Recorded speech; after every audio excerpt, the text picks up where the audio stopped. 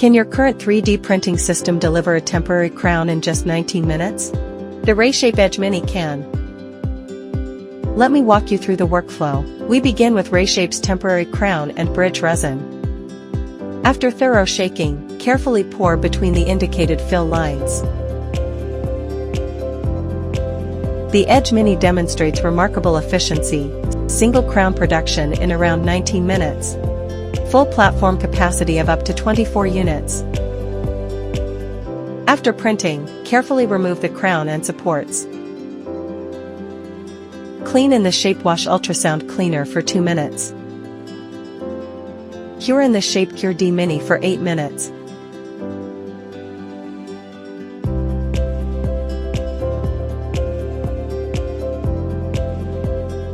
After final polishing and fit verification with dental models, your Edge Mini printed crown is ready for chairside delivery. Share your experience or questions about chairside 3D printing in the comments below.